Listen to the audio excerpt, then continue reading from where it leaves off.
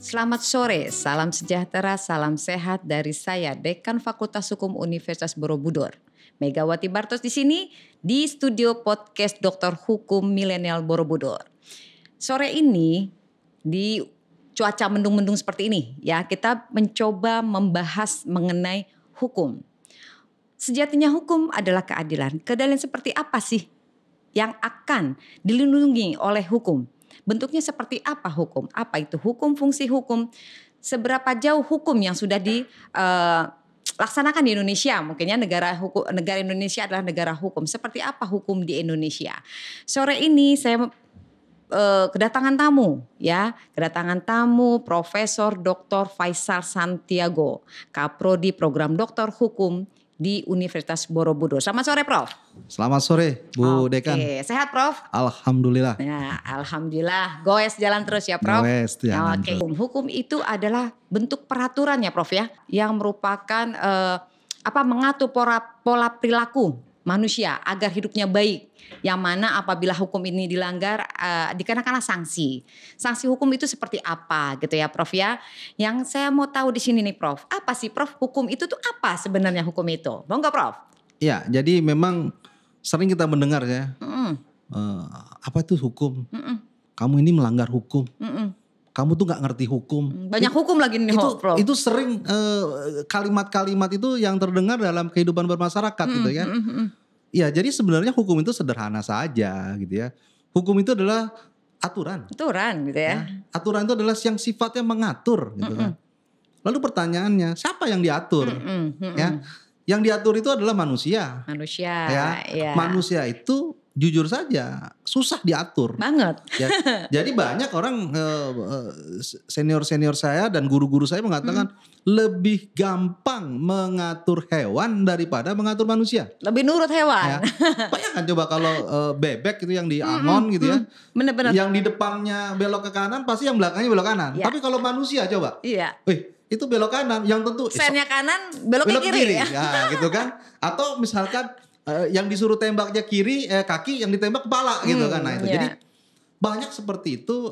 Hukum itu memang untuk mengatur ya. Kenapa? Karena manusia itu jujur harus diatur. Nah, mengatur manusia itu bukan pekerjaan yang mudah ya. Auguste Comte itu 1738 sudah mengatakan, tahun 1700-an itu sudah mengatakan bahwa manusia itu harus diatur. Nah, bisa bayangkan kan tahun 1700-an itu mungkin manusia juga belum sebanyak sekarang ini kan. Mungkin manusia pada saat itu masih tertib-tertib mungkin. Tetapi pada prinsipnya sudah harus diatur. Oleh karena itu sosiologi itu adalah ilmu yang mengatur perilaku atau tingkah laku manusia. Nah, hukum adalah untuk manusia. Mengatur pola perilaku ya. Jadi kalau pertanyaan simpel ya hukum adalah untuk mengatur. Ya. Jadi karena untuk mengatur dan biasanya hukum itu dituangkan dalam suatu peraturan yang dalam berbentuk apakah undang-undang, apakah berbentuk peraturan daerah, ataukah peraturan menteri dan lain sebagainya ya. Jadi sifatnya hukum itu harus dijalankan, memaksa harus, ya, Prof? Iya, harus dipatuhi dan sifatnya memaksa.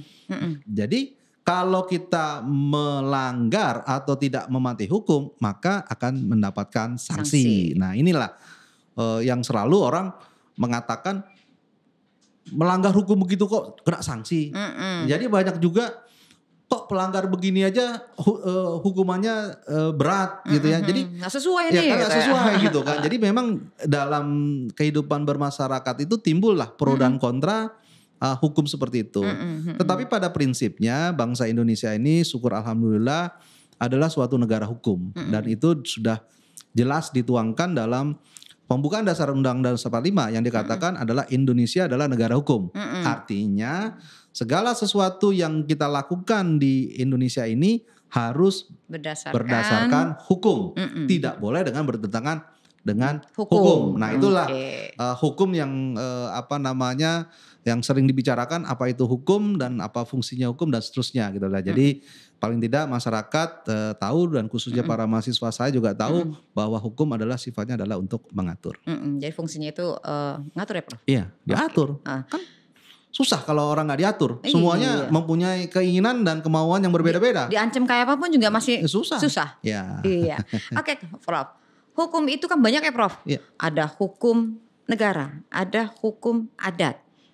Apalagi nih Prof, ada hukum ya artinya hukum di Indonesia itu kan dibilang banyak. Ada hukum adat, ada hukum negara ya Prof ya.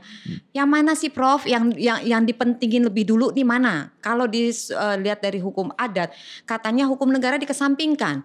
Berlakulah hukum adat ya. Nah oke, kalau kita berbicara hukum negara lah yang sah ini kan seperti Prof katakan tadi undang-undang, diatur oleh undang-undangnya apa peraturan, memaksa lagi sifatnya. Di mana nih Prof? Kalau dari dua ini Indonesia negara yang paling banyak budaya nih Prof. Adat istiadatnya itu luar biasa. Kita punya satu lagi nih Prof namanya hukum adat. Apa nih Prof perbedaan antara hukum adat dengan hukum negara? Monggo. Ya, bisa saya tambahkan, mungkin kita tambah lagi adalah hukum agama. Nah iya Ya, hukum agama betul, gitu ya. betul. Jadi ada hukum adat, hukum negara, hukum agama, lalu ada hukum negara ya.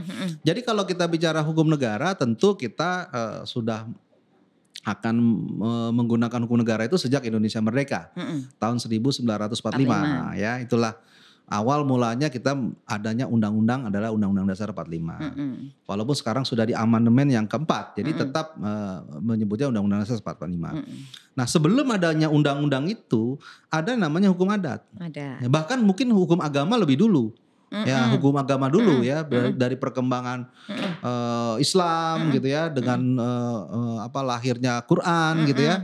Nah itu menandakan bahwa umat Islam pada saat itu sudah diatur. Nah, gitu ya. Maka itu dipakai untuk kaum Muslim. Maka gitu. Lalu bicara hukum adat. Nah, hukum adat ini karena Indonesia ini ribu pulau, ada 34 provinsi, beribu pulau, adat istiadat, itu pasti mempunyai karakteristik yang berbeda, kebiasaan yang berbeda. Sehingga kebiasaan-kebiasaan itu memang akhirnya dipergunakan di masyarakat itu. Jadi peraturan jadi kuat peraturan gitu ya. yang kuat di situ kan.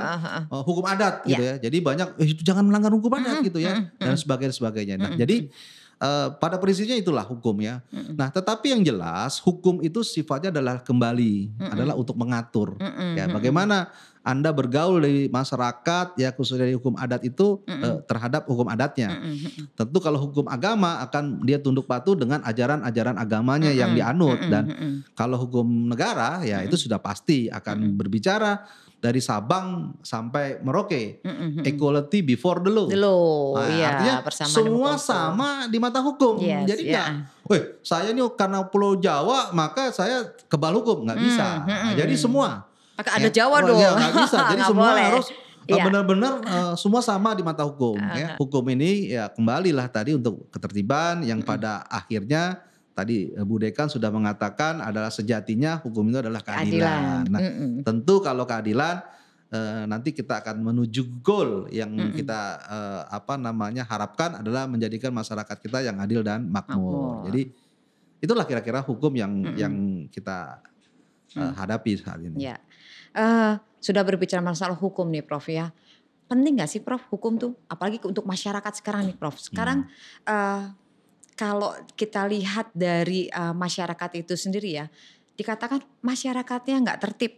Nah, kata tertib ini artinya mungkin ada beberapa masyarakat yang menganggap hukum itu tidak adil. Seperti tadi kan sejatinya hukum adalah keadilan, tidak adil gitu ya. Buktinya tadi saya tetangganya jenderal ya atau anaknya jenderal kok lebih diistimewain. Artinya itu masih ada ketimpangan ya walaupun ada equality before the law, persamaan di muka hukum gitu ya Prof ya. Seberapa penting nih menurut Prof hukum? Saya pikir kalau bicara seberapa penting ya sangat penting. Ya, karena sangat penting karena dengan adanya hukum itulah sebagai dasar kita untuk melakukan atau untuk berbuat sesuatu. Ya. Bayangkan membuang sampah aja diatur dengan adanya hukum. Bener. Ya. Coba kalau kita pergi ke negara tetangga kita ke Singapura, tertib orang Indonesia, nggak habis pikir saya. Antri tertib, menyeberang tertib, buang sampah tertib. Hukum alam di sana. Padahal kita lihat sekitarnya polisi nggak ada gitu ya. Tapi kalau di Indonesia, jadi baiknya di negara lain gitu ya. Iya.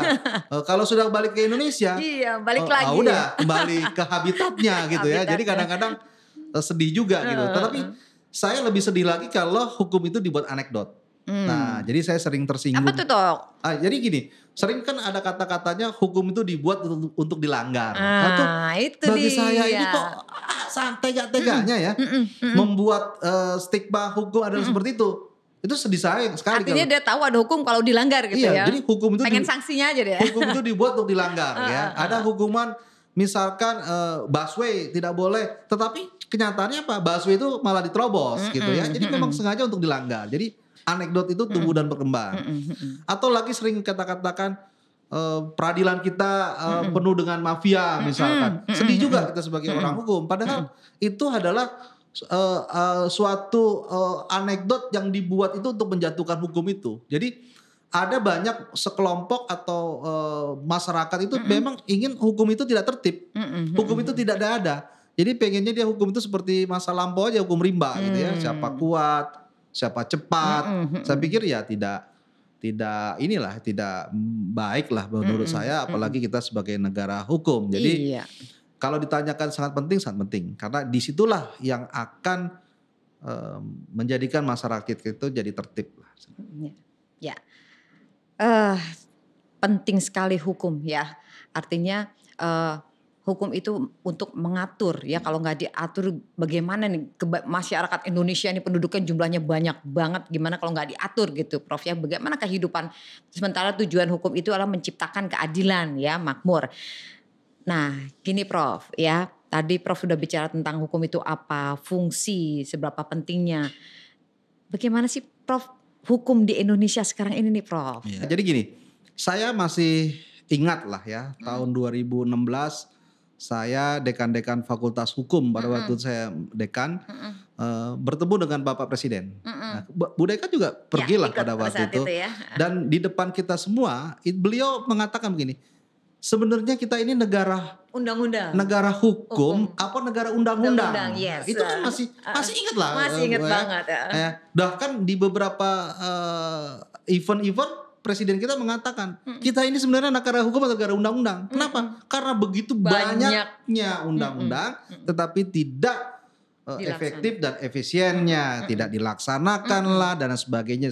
Jadi seperti itulah kalau mengenai hukum di Indonesia ya. Jadi terlalu banyak undang-undang tetapi tumbang tindih, overlap ya, tidak harmonisasinya tidak ada gitu ya, karena lebih banyak ego sentral sehingga banyak hukum-hukum atau undang-undang yang ada di Indonesia itu ya seperti itu. Belum dalam penegakan hukumnya. Ya, undang-undangnya sudah ada tapi penegakan hukumnya yang tidak ada.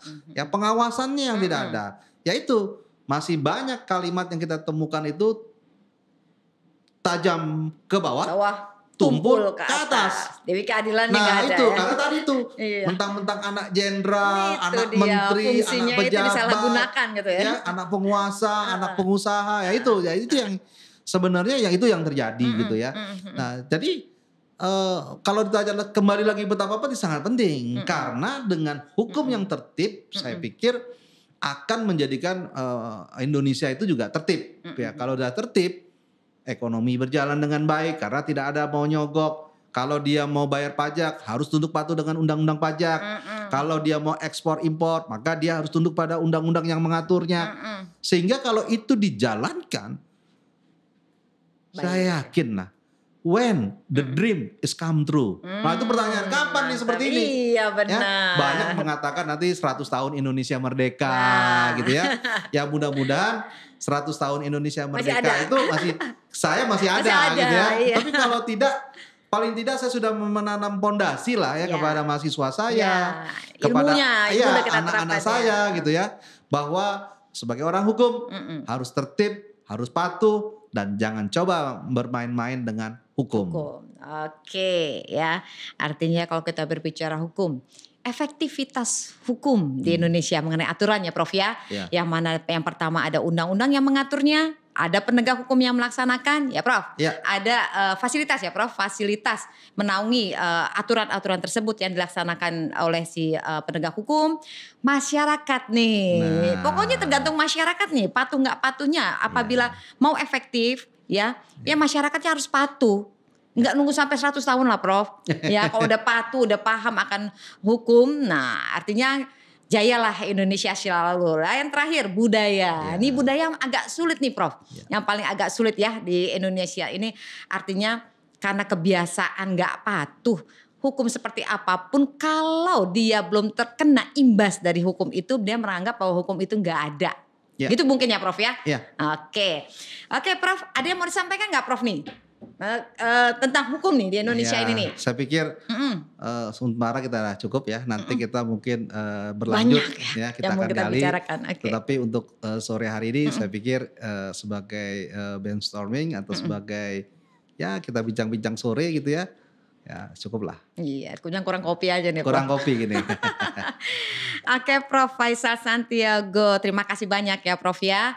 Oke, podcast Studio Fakultas Hukum. Doktor Hukum Indonesia Universitas Borobudur. Hari ini, sore ini Prof Faisal Santiago sudah menyampaikan tentang hukum di Indonesia. Seberapa pentingnya hukum di negara Indonesia, fungsi dari hukum, lalu bagaimana masyarakat Indonesia mempelajari hukum dan menjalankan hukum di Indonesia. Salam saya Dekan Fakultas Hukum Universitas Borobudur. Salam sehat, sejahtera. Wassalamualaikum warahmatullahi wabarakatuh.